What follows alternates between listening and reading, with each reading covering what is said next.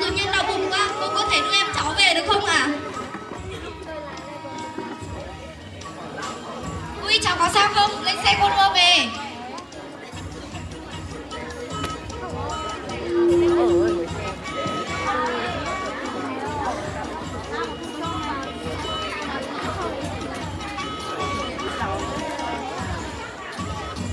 Cảnh 2 tại nhà ông ta bà Mỹ.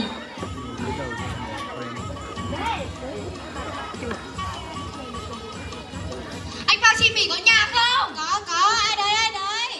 Ơi, cô trưởng thôn à, có việc gì thế cô? Tôi mới đi tuyên truyền về, gặp hai cháu ở dọc đường, nghe nói bảo đau bụng, cô xem cháu nó thế nào? Trời ơi, con có sao không? Ui, cảm ơn cô nha, may các cháu còn gặp cô. Thôi, tôi đi tiếp đây. Cô xem cháu nó đó. Nào rồi mau đưa đến bệnh viện đi nhá. Tôi đi tiếp đây. Thôi, cô ở lại uống nước đã. Thôi để dịp khác nhá, hôm nay cô vẫn mất rồi. Vâng, chào cô. Thôi đưa em vào phòng đi con. Vào. Con nó ốm lắm, ông xem như nào rồi đưa con đi trạm xá đi đấy. Thế à? Chắc nói gì phải con ma gì rồi đấy. Thì thôi đi qua thì cũng về, cũng cho nó mới khỏe được. Ơi này, suốt ngày cúng. Giờ nhà không còn tiền mà cho ông cúng nữa đâu. Đúng là đàn bà, chả biết cái gì. Nếu con ma mà làm gì cái hoàn, bà có chịu trách nhiệm được không?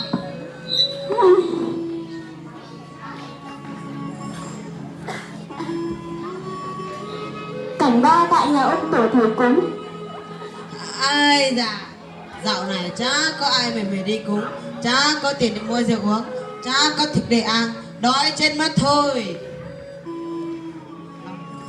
Ông tổ thầy cúng ơi! Ai đây, vào đây. Để xem mua xem sao. Con nhà tôi nó ốm quá. Con nhà mày ốm à, để tao xem cho. Ui, con ma này nó to lắm. Con ma này nó to lắm à thầy? Mày về chuẩn bị một con lợn, một con gà, hay con dê cũng được. Một con gà, hai con gà, một con dê, một con lợn. Ôi sao nhiều thế hả thầy? Có nhiều đâu, tao về lấy về cúng cho con ma để cho con mày mau khỏe thôi. Còn tiền mặt tao lấy 2 triệu nhé. 2 triệu hả thầy? Không cúng nhưng nó bắt con mày đi bây giờ. Thế thì cũng cho con sao nhá. Thế mày về chuẩn bị đi. Thế tao về đây.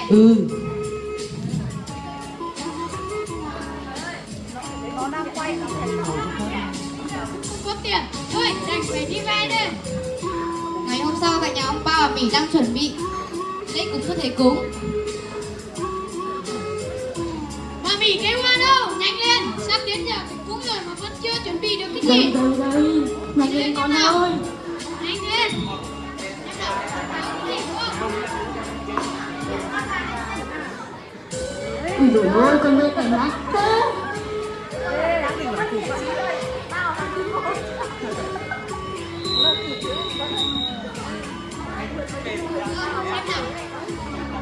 Bao ơi.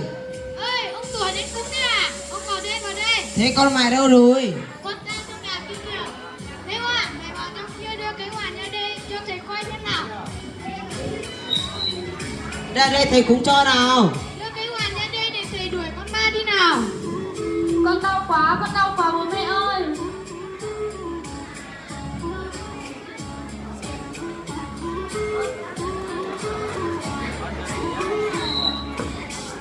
Đưa tay cho thầy xem nào. Úi, đi lấy cho thầy bác rượu nhé, nhanh nhá. Vâng. Này, thầy cúng có khỏi không? Ai da, cúng cái khỏi ngay mà. Đây, nhiều nước đây.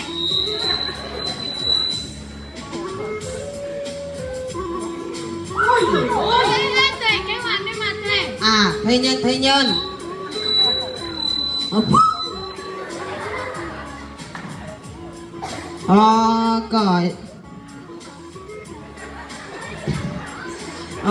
Cỏ do nặng no cỏ do đó do cỏ do nặng tê cỏ nhó cỏ e do cỏ do đá tê cỏ mu cỏ e cỏ chi so lò ô li cỏ e lừa tê trong khứ nọ khứ hò.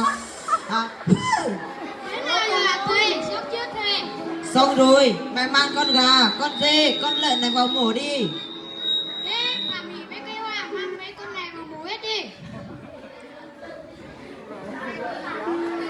thôi, tao phải về đây. Đây tí. Đây, tiền đây, cảm ơn thầy nhá. Tôi xin nhá.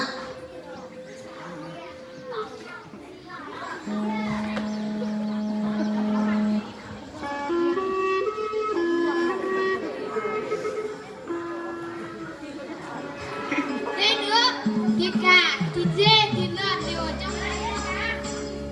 Tôi xin nhá. Ôi, tao phải về đây, tôi còn phải đi về cúng cho nhà khác nữa.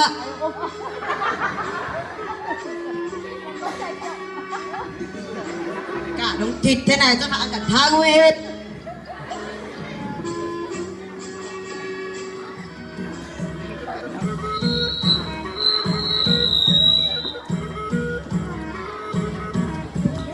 Ngày hôm tại nhà ông ta rồi. Thế Hoàn à, mẹ đã đón chưa? Con vẫn đau lắm, chắc con tùa.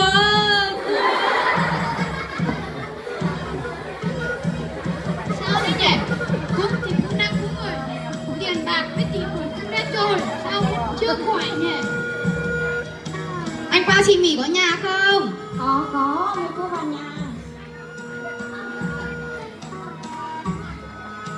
Tôi mới đi sinh hoạt thôn về, tiện qua hỏi thăm cháu Hoàn xem cháu thế nào. Ôi khổ quá cô ơi, là ông Bao ông chị nghe ông chị đưa con đến bệnh viện cô ạ. Thôi chị cứ bình tĩnh.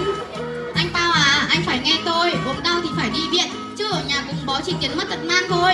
Nào mọi người, hãy cùng nhau đưa cháu Hoàn tới bệnh viện ngay thôi. Này Đông ơi, đưa con đi bệnh viện Đông ơi. Cố lên con ơi, cố lên. Cháu Hoàn bị viêm ruột thừa nhưng không được tới bệnh viện kịp thời, ruột thừa vỡ, cháu Hoàn đã tử vong.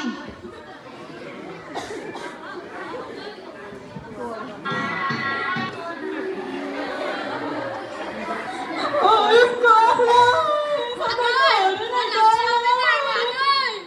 con Nhìn bố đi. con Con đã nói là sẽ khỏi mà, Hoàn ơi. con ơi.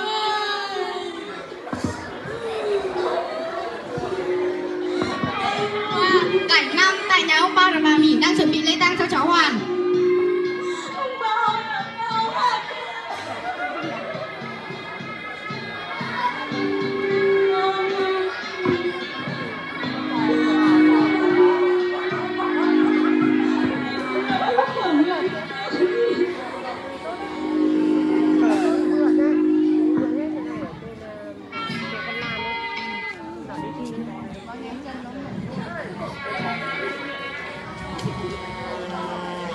Bao à, tao dắt con bò sang làm việc cho các bạn đây.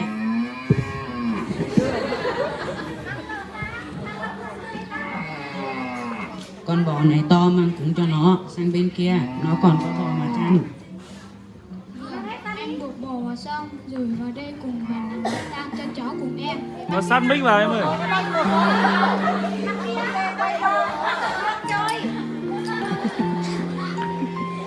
Nó sát mic vào.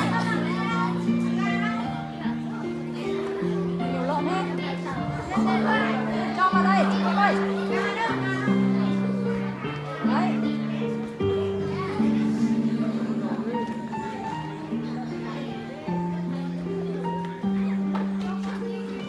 Để đấy khuất rồi em ơi. Được rồi, được rồi.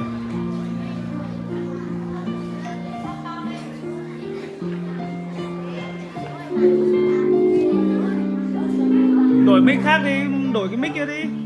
Có còn mic mà. Chào gia đình, chúng tôi nghe tin cháu Hoàn đã qua đời. Hôm nay ban tang lễ thôn đến chia buồn và hỗ trợ cho gia đình. Con ma nó bắt con tao đi rồi, tao thương nó lắm. Tao phải tổ chức đám tang cho nó hẳn 4 ngày 4 đêm, cúng cho nó thật nhiều bò, lợn, dê, Long ơi. để bù đắp những lỗi lầm ta đã làm ra. Còn nữa, nó là con gái nên không được để báo quan.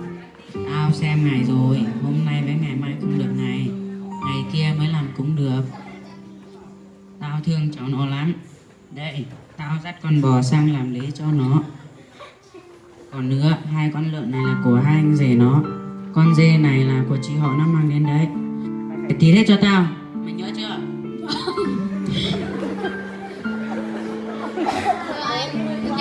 số 27 của Ban chấp hành Bộ tỉnh và cuối năm vừa rồi họp thôn cũng đã thêm vào hương ước, quy ước là chúng ta chỉ tổ chức đám tang không quá 48 tiếng và thực hiện đưa người chết vào áo quan trước khi cử hành tang lễ.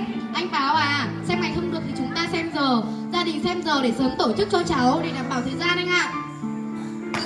Không được cho các bạn vào áo quan. Nó cho vào áo quan sau này dòng họ tôi mà bị làm sao, các ông các bà có chịu trách nhiệm được không?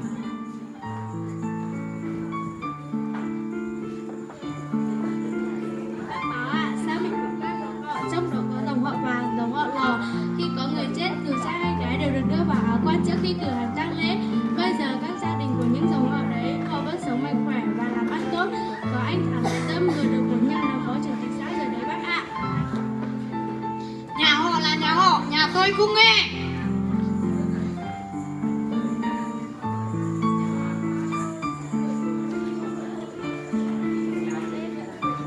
Tôi còn nằm trong câu lạc bộ phụ nữ tham gia xóa bỏ hủ tục lạc hậu nữa. Lúc còn sống con nó hiếu thảo với ông như thế, ông nhất định phải cho con nó vào áo quan ông ạ.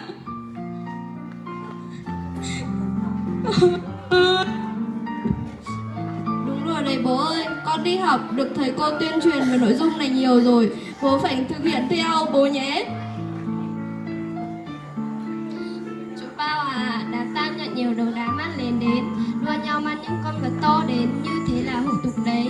Sau này chúng đi trả nợ cả đời cũng không hết đâu.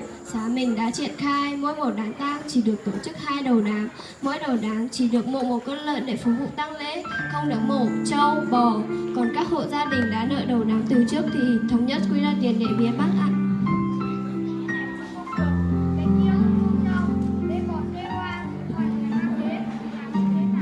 Thưa anh, thực hiện phương án số 16 của huyện ủy, chỉ có con ruột trong nhà mới được mang hoa đến.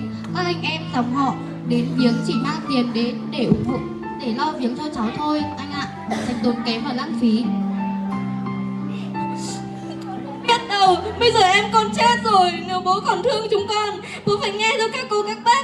Rồi sau này con mà ốm đau gì, bố mà cứ cổ hủ như thế này, con cũng chết mất thôi. Chú Bao à, tôi là Chị ơi, không, xem vì tin cái à. sự cổ hủ lạc hậu của chú mà cái Hoàn đã phải chết vì kia kìa. Bây giờ đa số các dòng họ trên địa bàn xã mình đều đưa người chết vào áo quan rồi, đã trên 80% rồi đấy. Nếu nhà chú không chấp hành theo quy ước, hương ước thôn, theo nghị quyết của tỉnh, ban tang lễ sẽ không ai về hộ nhà chú đâu. Cả thôn họ sẽ không về đám nhà chú đâu. Bác Báo à, cô bà, các cháu ơi, tôi đã hiểu ra rồi.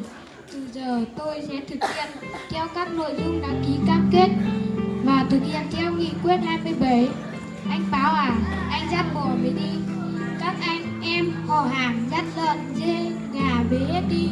Từ giờ gia đình tôi sẽ không phải trả nợ cho ai nữa. Từ giờ tôi sẽ không tin vào thầy cúng, thầy bói nữa. Hoàng ơi, bố biết lỗi rồi, con tha lỗi cho bố nhé.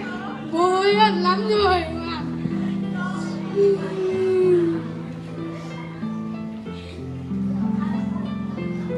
Tiểu phẩm tình ngộ của chúng em đến đây là kết thúc. Việc duy trì những hủ tục lạc hậu sẽ gây đến hậu quả khó lường, thậm chí phải trả những cái giá rất đắt. Vì vậy chúng ta hãy quyết tâm xóa bỏ những phong tục tập quán lạc hậu, xây dựng nếp sống văn minh. Quyết tâm, quyết tâm, quyết tâm.